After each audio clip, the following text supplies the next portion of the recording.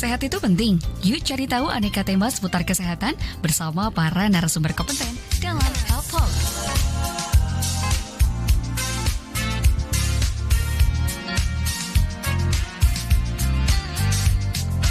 Dari Jalan Amis Anggi nomor 41 Yogyakarta, 101,3 Star FM Inspiring Sound.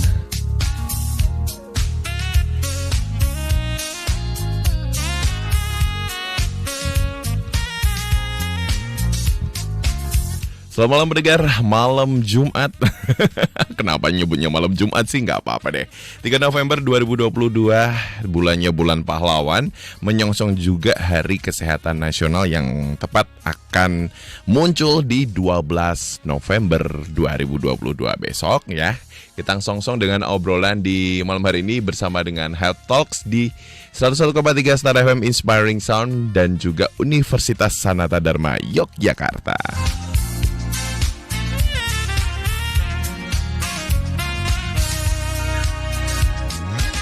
Fakultas Farmasi malam ini yang akan ngobrol terkait dengan bagaimana peran seorang apoteker menyambut Hari Kesehatan Nasional. Sudah ada di depan Ardi, ada apoteker Ipang Junarko, Master of Science. Selamat malam, apoteker Ipang. Ya, selamat malam, Mas Ardi. Sehat? Sehat. Semangat Puji ya. Tuhan, alhamdulillah semangat. Semangat, sehat ya. Malam juga. Jumat sehat-sehat. Harus. Apa hubungannya sih? Ini Hari Kesehatan Nasional tanggal 12 ya? Tanggal 12 November. Ya, setiap tanggal 12 November kita merayakan Hari Kesehatan Nasional.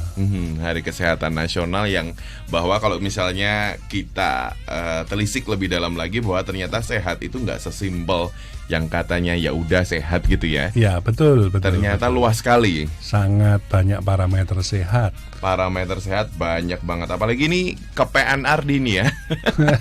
Bilangnya di Undang-Undang Nomor 36 Tahun 2009, betul ya Apoteker Ipang ya? Iya, betul, sangat betul sekali. Bicara tentang pasal 1 bahwa sehat itu aspeknya luas sekali. Holistik ya, dibilangnya. Holistik lah. Betul. Ini seperti apa sih sebenarnya ruang lingkupnya? Ya, dari definisi kesehatan sendiri yang dimaksud sehat kan setiap orang yang sehat secara fisik, sehat secara mental, sehat secara spiritual, dan sehat secara sosial yang memungkinkan setiap orang itu hidup produktif secara ekonomi dan sosial. Jadi menjelang Hari Kesehatan Nasional selama ini kita melihat ada Hari Kesehatan Mental. Apakah cukup kita melihat dari sisi mental? Kalau kita sakit gitu ya, biasanya kita melihat dari tanda-tanda fisik. Apakah cukup juga? Ternyata tidak. Pengobatan itu harus dilihat dari aspek yang lain selain mental, selain fisik. Itu adalah kesehatan secara spiritual dan kesehatan secara sosial. Nah, kalau dari fisik yang terjadi selama ini kan pemeriksaan fisik dari kondisi makhluk hidup atau pasien. Misalnya harus melalui tahapan uji laboratorium. Kadar gulanya berapa, hipertensinya berapa, ya kalau kolesterolnya berapa. Kalau secara mental selalu dikatakan gitu kan, bagaimana jiwa kita. Kadang sering marah, sering gelisah, sulit tidur. Nah, misalnya seperti itu. Yang sering tidak disentuh sebetulnya adalah kondisi spiritual. Bagaimana kita relasi terhadap yang kita imani meskipun tidak bisa kita lihat atau tidak kita bisa lihat langsung kepada Tuhan kita, Allah kita sesuai dengan kepercayaan kita masing-masing. Dan dialah Maha Penyembuh sebetulnya.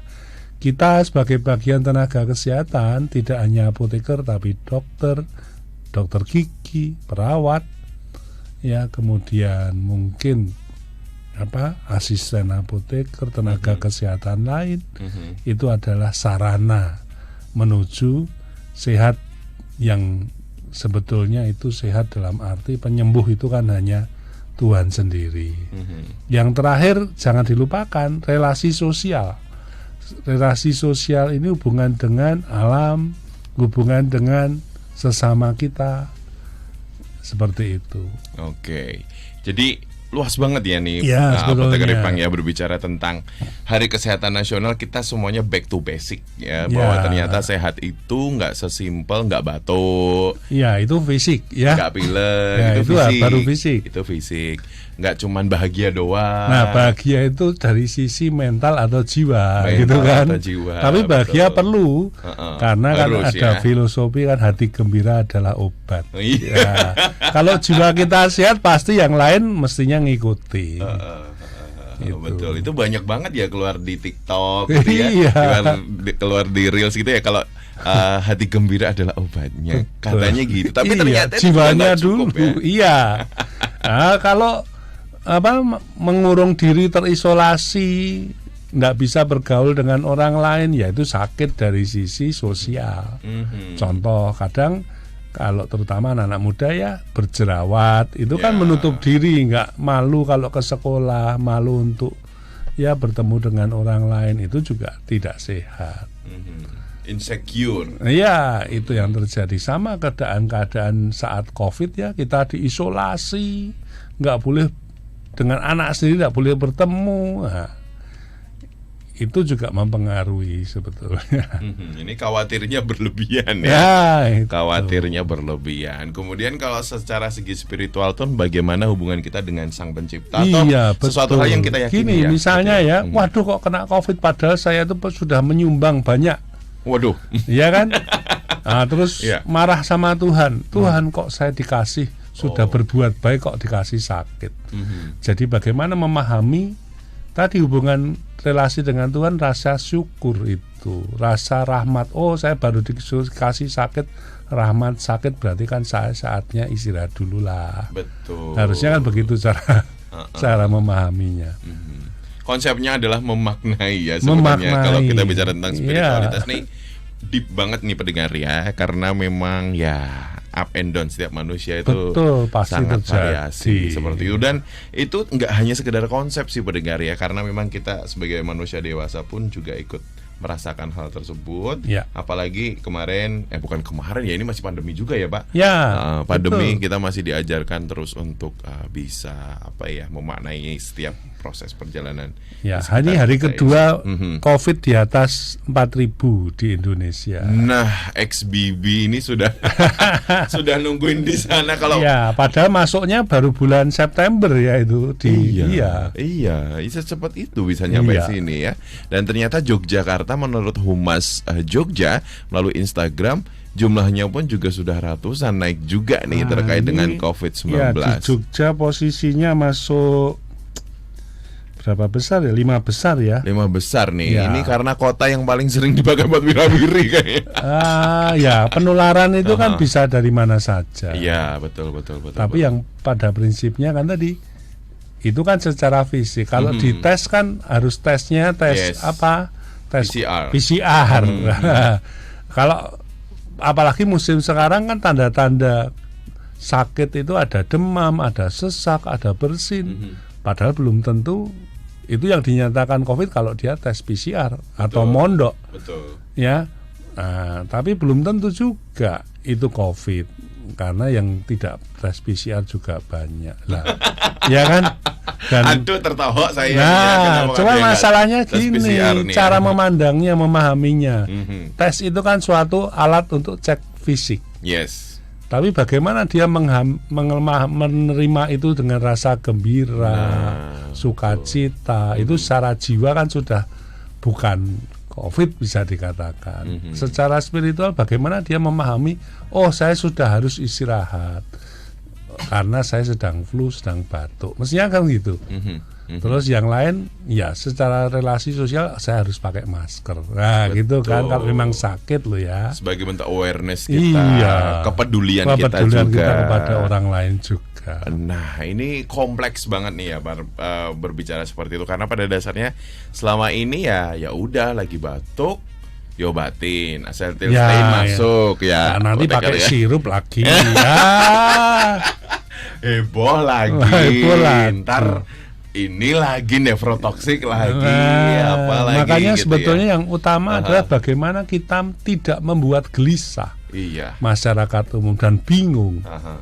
Tapi justru informasi-informasi ini kan yang harus diluruskan. Ada rasa damai, ada rasa tenang gitu ya, Tenang. berserah dan seterusnya. Dan ini salah satu tugas saya Betul. sebagai apoteker. Nah, Itu. itu dia obrolan kita malam hari ini pendengar. Kalau memang seorang APT atau apoteker identik dengan kuratif gitu ya, pengobatan, Iya. identik dengan produksi Betul. obat, identik dengan farmakokinetik, farmakodinamik dan tetek bengeknya panjang lebar yang kalau rumus-rumusnya itu panjang banget. Sebenarnya bagaimana sih peran seorang apoteker ini menyongsong Hari Kesehatan Nasional yang kalau kita integrasikan dengan tadi ya, bicara tentang sehat secara menyeluruh dan juga holistik. Itu tadi baru pembukaan pendengar obrolan Ardi dengan apoteker Ipang di malam hari ini. Ardi mau ngomong siang aja. Malam hari ini dari Fakultas Farmasi Universitas Sanata Dharma Yogyakarta. Anda bisa bergabung di 0818621013, juga bisa mention di Twitter @starjogja. Obrolan kita di Health Talk Show sampai dengan pukul 8 malam nanti. 101,3 Star FM, Inspiring Sound.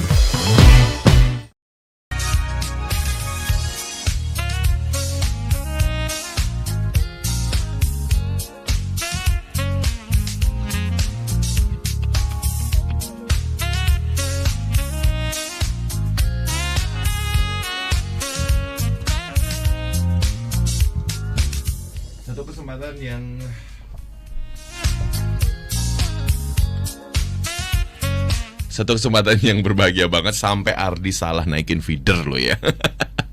Selamat malam untuk Anda pendengar yang sudah bergabung di 0818621013 dan juga yang sudah bergabung di Twitter @starjogja. Di malam hari ini ada apoteker Ipang bersama dengan Ardi. Di malam hari ini yang kita masih ngobrolin bagaimana sih peran seorang apoteker menyongsong Hari Kesehatan Nasional besok di 12 November 2022. Masih semangat ya Pak Apoteker Ipang? Siap. Semangat Semangat ya. dong. Tadi kita sudah membreakdown ya, kita sudah mendefine terkait dengan perkara sehat holistik. Perkara sehat holistik itu ternyata kompleks sekali ya di sini ya pendengar ya. Nah, kalau kita bicara tentang sehat holistik tadi sudah disampaikan bagaimana ruang lingkupnya kayak gitu ya, mulai dari biologi, psikologi, sosial, kemudian ada juga spiritual seperti itu, dan juga termaktub dalam Undang-Undang Kesehatan tahun 2009 seperti itu tadi kita sudah obrolkan. Kemudian kita sekarang bicara terkait dengan seorang apoteker yang identik dengan obat.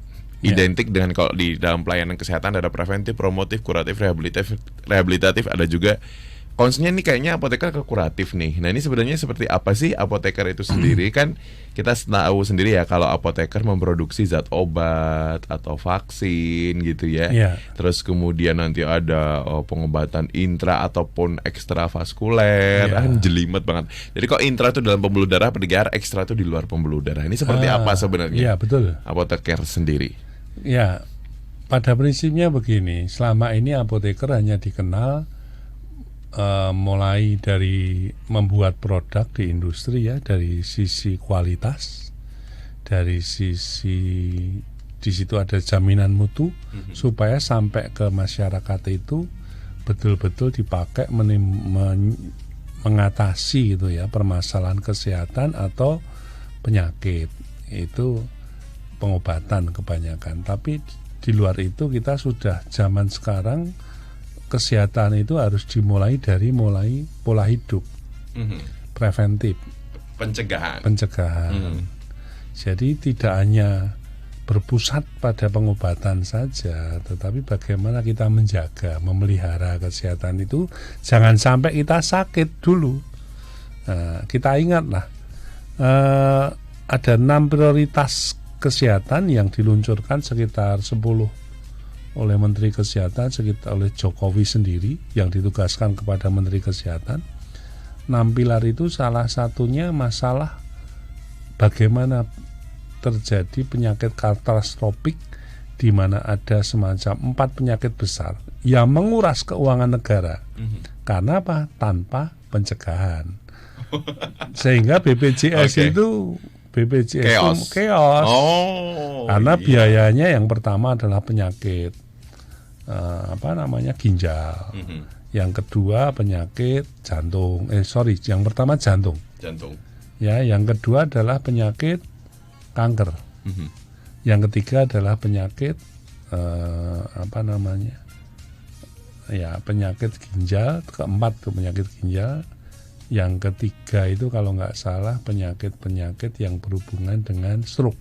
Stroke, oke. Nah, itu menguras sekali biaya kesehatan. Kronis sifatnya. Lama ini ya. Lama dan itu menguras negara. Iya, iya. Nah, mengapa itu bisa terjadi? Karena tidak ada pola hidup yang baik. Ya, itu menjadi masalah. Sedangkan itu penyakit-penyakit yang saya bilang yang muncul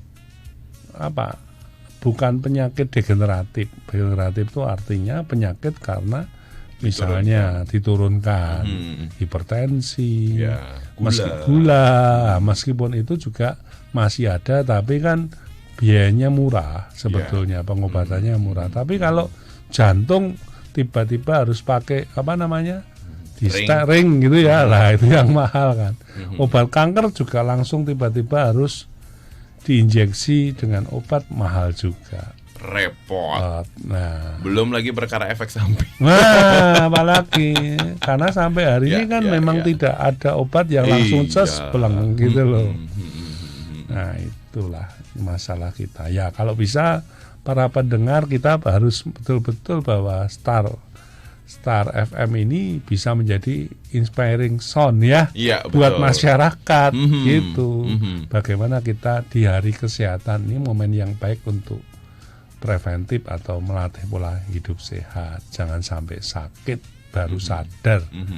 Itu kira-kira. Oke, yang pasti kalau sudah dicegah perlu dipromosikan gitu ya, Betul, perlu ditingkatkan betul. menjadi sebuah budaya atau kebiasaan. Nah, ini tugas kita semua termasuk Star FM ini Yes. gitu kan. Itu bagian dari promosi. Nanti biar pendapatannya nggak chaos. Karena kalau sudah telat datangnya itu ini ya, kalau udah telat datangnya otomatis kosnya gede banget. Kosnya gede. Beruntung kita punya BPJS. Iya. Tapi ya, jangan sampai itu menjadi beban karena pembangunan kesehatan itu tidak hanya dari sisi pengobatan. Masih banyak dari 6 pilar itu, misalnya loh ya, stunting itu kan butuh dari sejak bayi kan. Iya. Ya, yang kedua fasilitas kesehatan. Tidak semua fasilitas kesehatan ada dokternya. Contoh hal kecil puskesmas lah. Iya. Tidak ada apotekernya. Kalau Tidak semua tidak ya. semua. Saya sudah keliling di NTT, di Papua. Aduh, kasihan sekali mereka. Bahkan satu tenaga kesehatan bisa ngabei. Itu. Padahal tuntutan BPJS itu kan harus lengkap tenaga kesehatan di fasilitas itu. Nggak mungkin dirangkap kan. Nah, meskipun demikian ada backup. Contoh terkait dengan sekarang pemerintah harus menyediakan pembiayaan dokter untuk pendidikan dokter. Oke. Terkait ya itu Dikju. untuk SDM kan, ya alat juga. Dikju tadi ya. Betul. Terus harus artinya apa, pembiayaan untuk sekolah lanjut ya. Yes. Belum lagi pemerintah juga mengatasinya dengan yang namanya teknologi informasi sekarang. Artinya ada fasilitas teknologi informasi yang sifatnya membantu masyarakat. Oke, karena pada dasarnya semuanya itu adalah investasi ya. Ya, akhirnya Apoteker ke sana. Betul, investasi SDM, investasi sumber daya, alat, sarana itu banyak banget.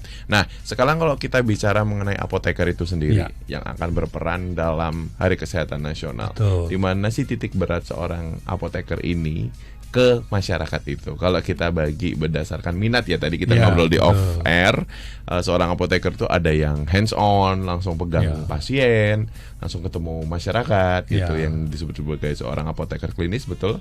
Betul. Dan kemudian ada juga apoteker yang memproduksi. Nah, itu seperti apa sih ruang lingkup perannya yang dilakukan seorang apoteker? Jadi ciri apoteker itu ada dua secara umum. Sejak S1 itu sudah mempelajari yang pertama, bagaimana apoteker itu dididik menjadi medication expert. Jadi kalau kita melihat obat itu butuh formulasi.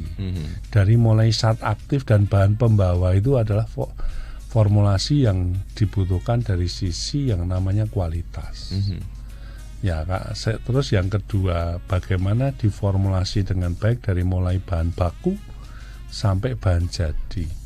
Yang kedua, apoteker itu harus menjadi medicine use, atau apoteker adalah manajer drug use. Manajer drug use. Ya. Oke. Jadi pengelolaan obat sampai mulai didistribusikan, disimpan, dilayankan sampai ke pasien. Tentunya yang dilayankan ada unsur yang mulai dari ketersediaan, mulai dari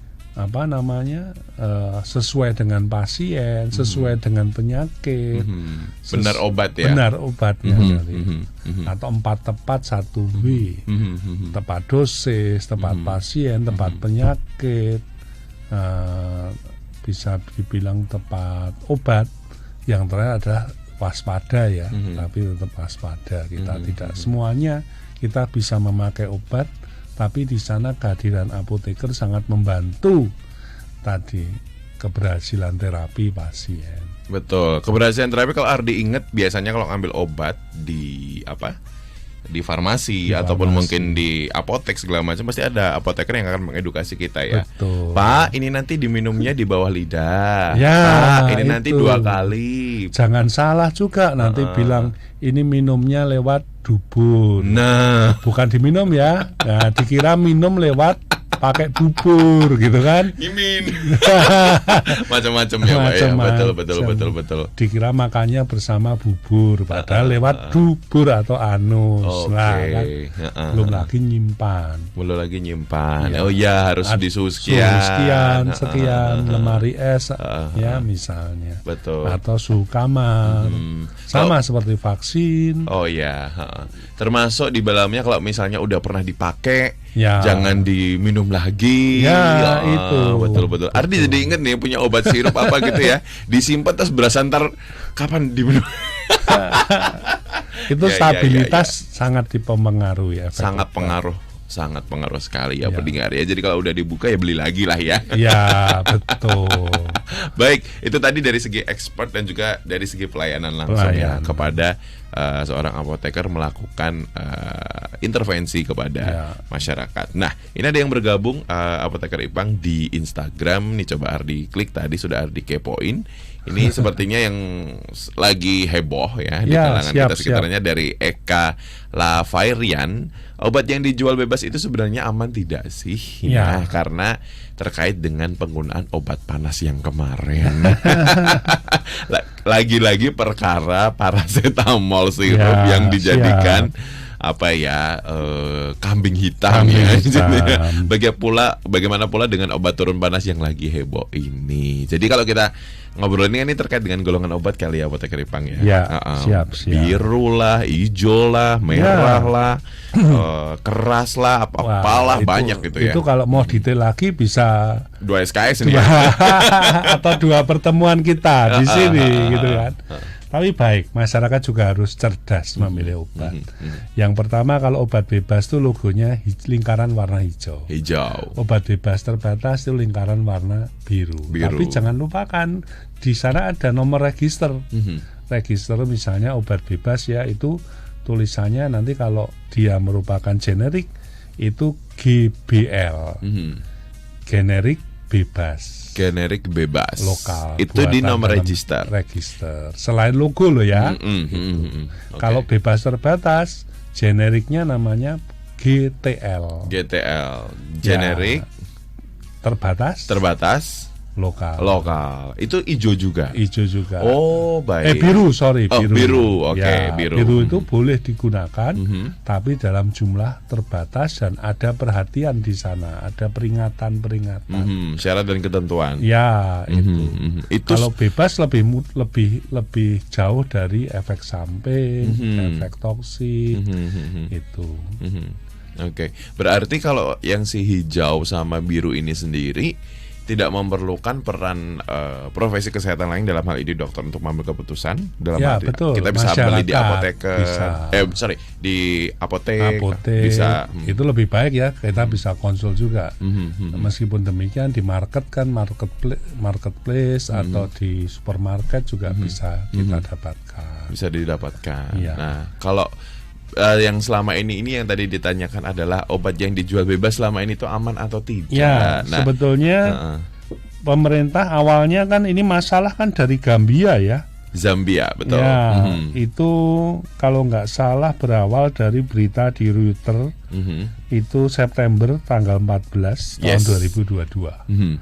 Kemudian awalnya kan karena cemaran dari pelarut dari sirup paracetamol Yes. yang kebiah-uyah gitu, yang diumumkan akhirnya semua sirup Yes. yang termasuk obat bebas dan bebas terbatas yang di apotek untuk tidak digunakan. Oke. Dan ternyata hasil penelitian ternyata gagal ginjal akut itu banyak yang tidak dijumpai karena sirup. Nah, padahal sudah terlanjur diumumkan. Sebetulnya kan masalah kewaspadaan. Jangan sampai itu benar karena sirup. Itu kan pemerintah untuk melindungi masyarakat. Cuman dampaknya kan ke arah dampak ekonomi dan kebingungan masyarakat. Betul. Sehingga Panik. Nah, kalau dihubungkan dengan sehat, akhirnya tidak sehat secara mental. Gitu Iya, kan? betul. Itu padahal kita harus melihat secara umum. POM sendiri akhirnya menemukan hanya 4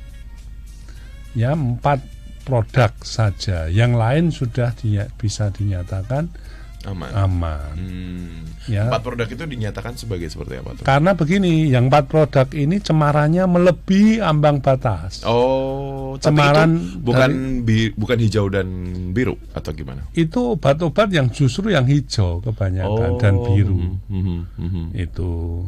Tapi sudah dirilis, silakan aja bisa dicari sebetulnya. Saya nggak enak juga nanti memperparah gitu kan. Memperparah situasi. Ya. Nanti dikira gimana.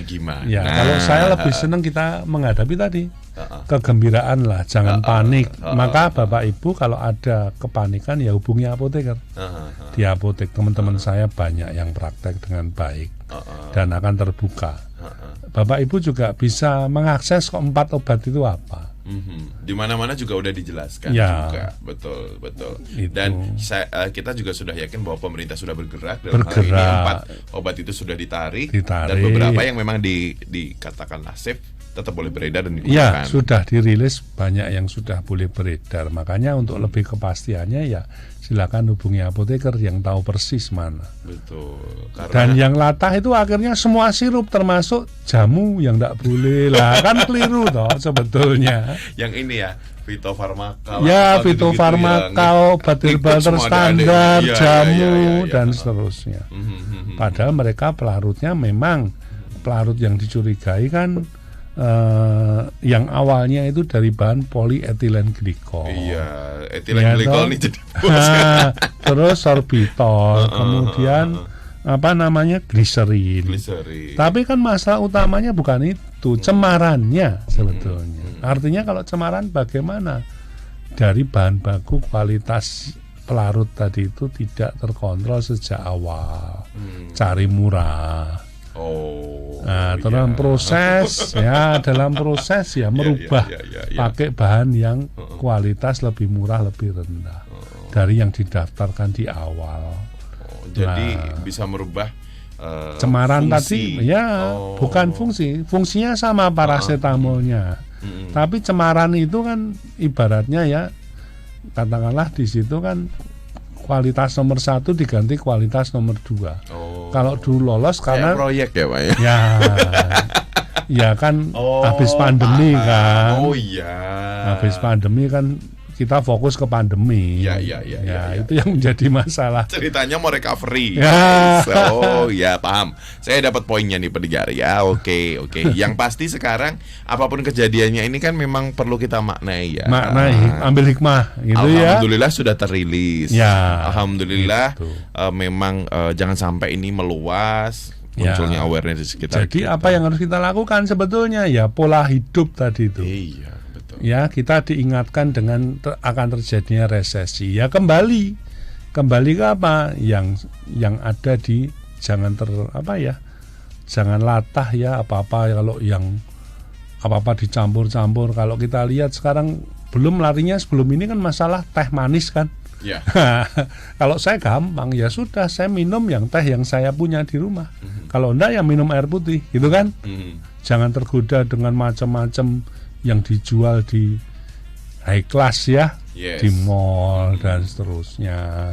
Ya budaya hidup sehat itu penting buat kita. Betul. Ya kalau bisa ada air putih ngapain harus manis gitu kan. Iya. Nah manis itu kan wong kita sudah manis ya kadang-kadang minum manis gitu kan. Betul. Tidak terus hanya bisa yang berwarna dan manis gitu.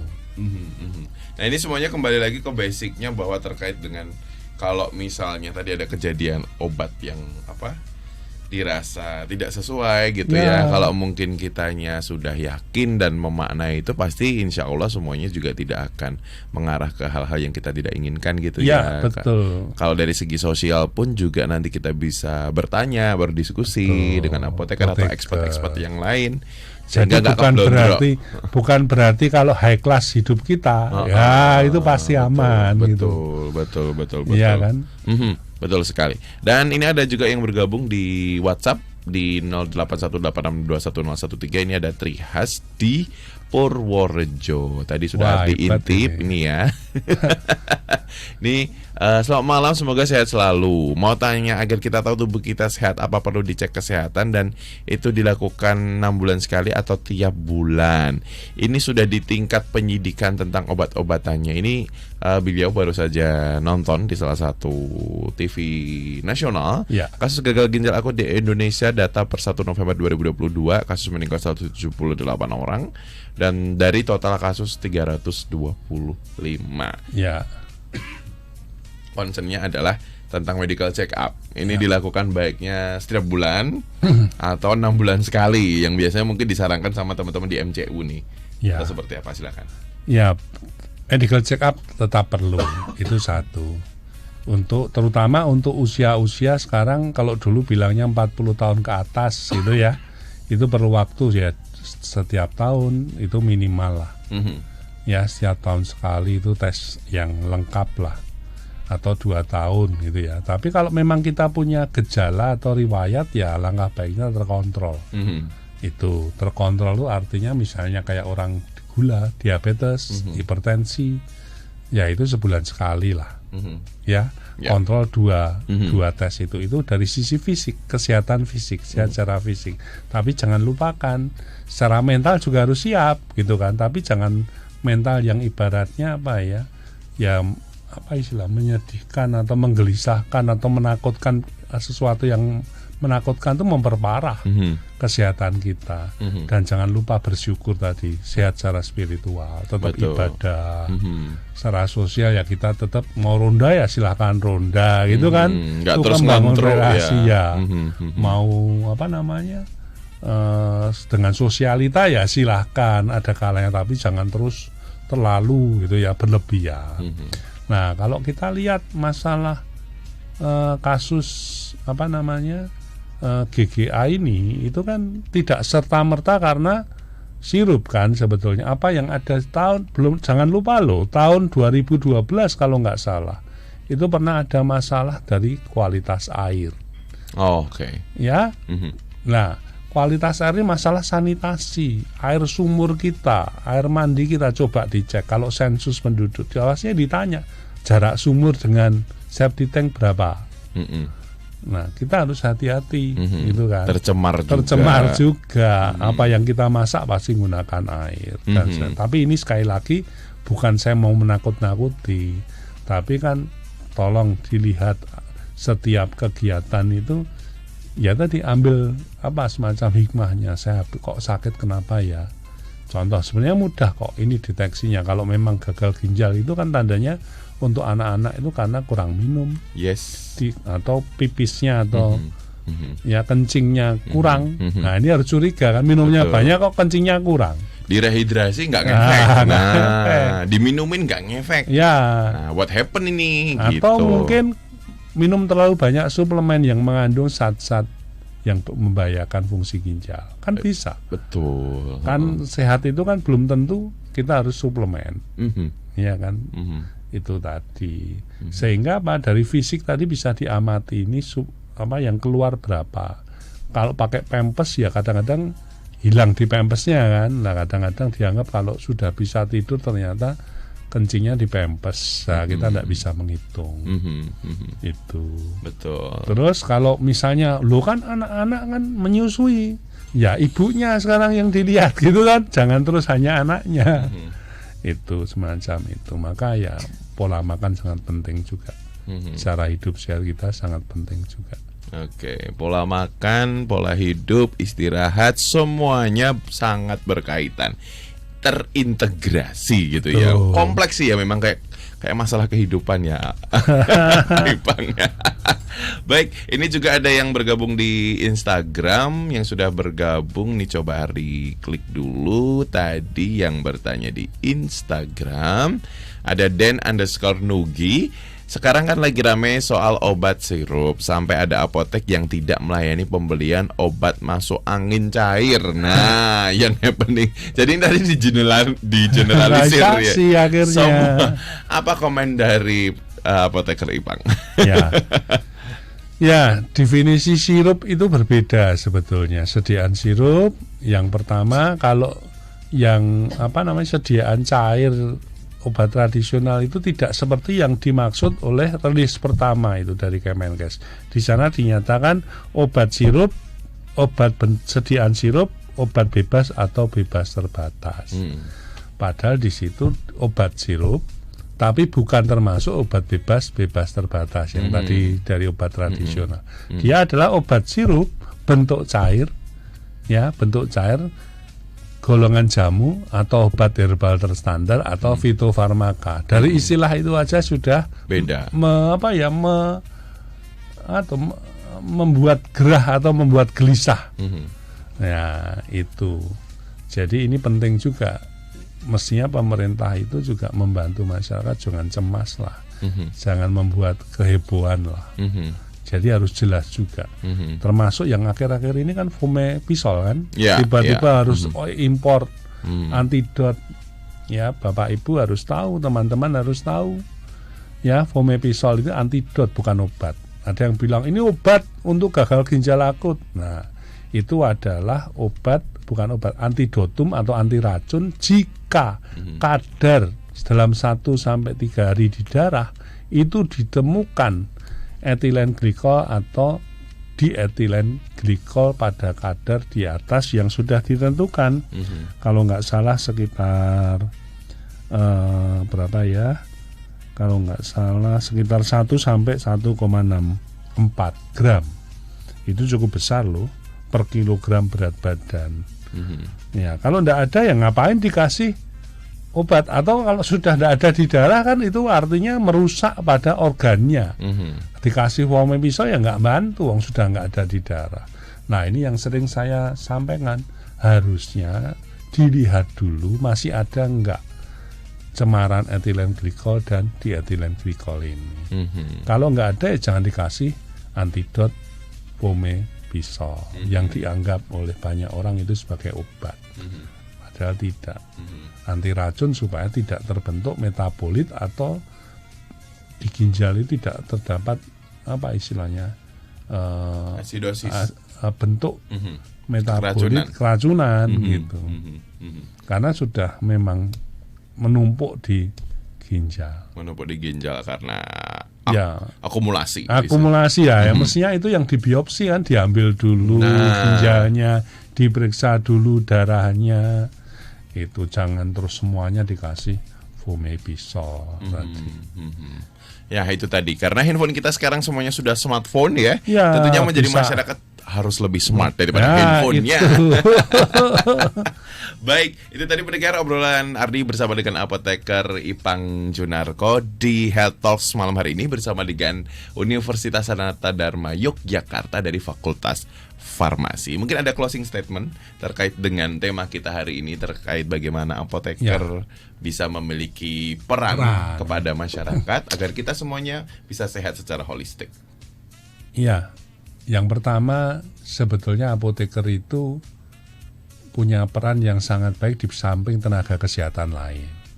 Bapak Ibu kalau sakit tidak serta-merta harus ke dokter. Ada beberapa obat yang bisa dibeli atau diakses gitu ya oleh kepada tenaga kesehatan lain, terutama kalau di apotek itu ada apoteker.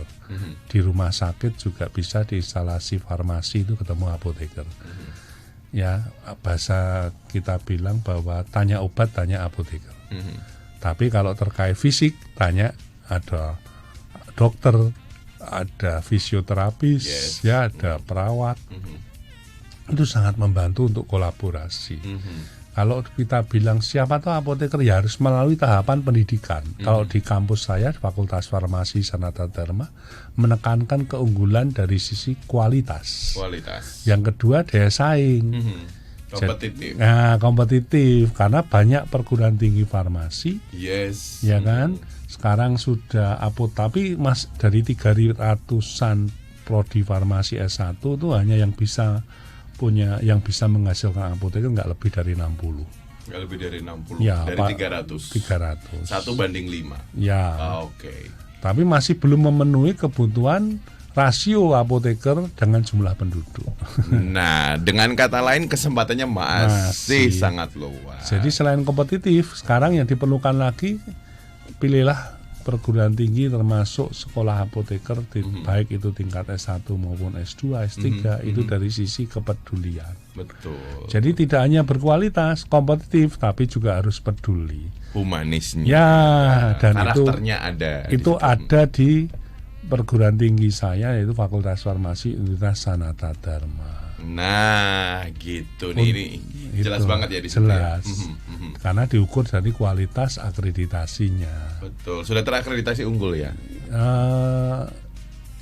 Ya, untuk S1 sudah. Ya. Alhamdulillah. Apotekernya iya. Ya, unggul by the way pendengar, kalau Anda yang mungkin belum pernah mendengarkan terminologi ini, unggul itu sama dengan A. Ya. Kemudian kalau B itu adalah baik sekali. Ya, betul. Itu ada di S2-nya karena S2-nya belum lama ya. S2-nya belum lama. Alhamdulillah baik sekali itu sudah sudah sesuai dengan standar pemerintah. Ya. Biasanya kalau rekrutmen aparatur sipil negara itu minimal adalah akreditasi B atau baik sekali. Iya, betul. Oke, dan pasti akan berproses menuju ke unggul. Ya. Seperti itu. Tapi saya yakin teman-teman yang di lapangan sudah kompeten kok karena mereka selalu update kompetensi ya. Iya, betul. Dan mereka tersertifikasi untuk praktek. Jadi jangan juga takut ketemu apoteker karena semua bisa dibantu oleh mereka, baik mulai tadi tidak hanya pengobatan atau kuratif tapi mulai preventif.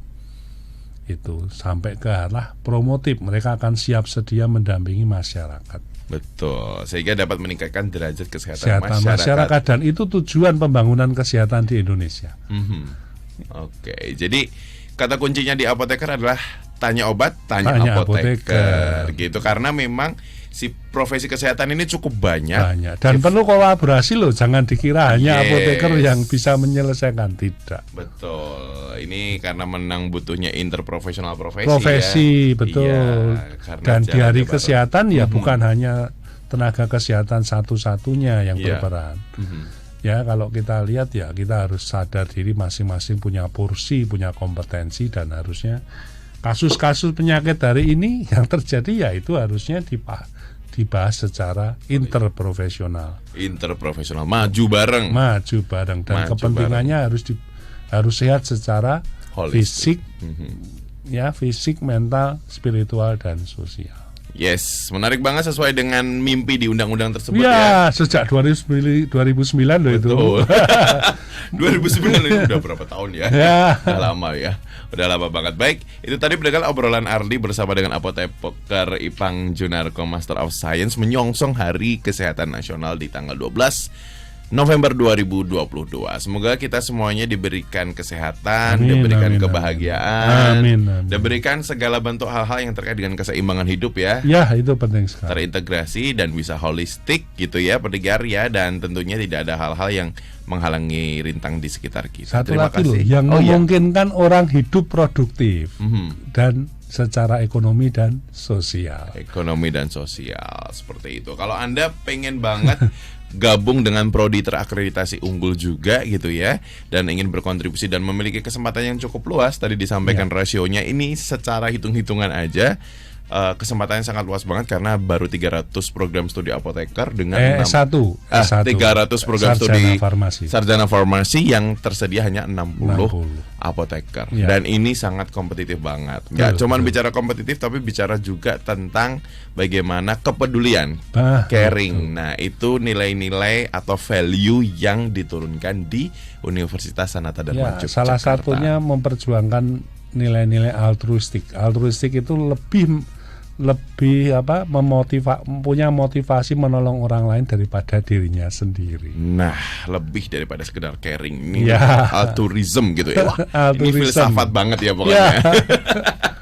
Baik, oke, terima kasih Apoteker Ipang. Ya, sehat-sehat kasih, terus. Sardi, Semoga kita terus. bisa ketemu lagi dengan obrolan-obrolan lain yang menyenangkan. Ya, itu yang penting, bersukacita lah. Bersukacita. Kita bisa melayani masyarakat terus ya. Itu. Betul. Baik, itu tadi pendengar obrolan Ardi di Health Talk malam hari ini, dan kita ketemu lagi di obrolan-obrolan berikutnya. Selamat malam. Selamat malam, terima kasih.